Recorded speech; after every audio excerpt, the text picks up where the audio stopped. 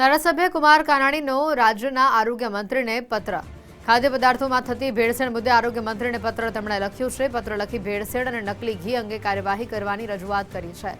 Hotel રેસ્ટોરન્ટમાં મોટા પ્રમાણમાં ભેળસેળ થતો હોવાનો આક્ષેપ કરાયો છે. અખાદ્ય પદાર્થો અને ગંદકી ઝડપાતી હોવાનો પત્રમાં ઉલ્લેખ થયો છે. ભેળસેળ અને ગંદકી મુદ્દે કાયદાકીય કાર્યવાહી કરવાની માંગ કરી છે.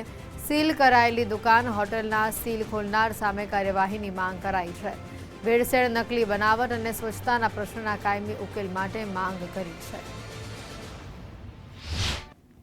વર્ષની બાળકીનું મૃત્યુ થયું, એની તટસ્થ તપાસ થવી જોઈએ.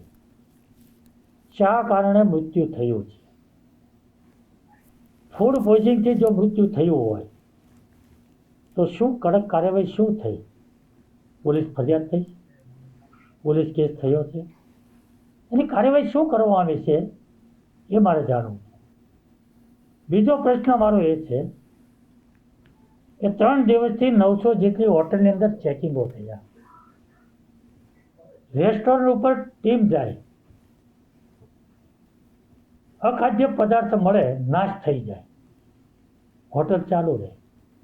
આને શું કડક કાર્યવાહી કહી શકાય ખરી?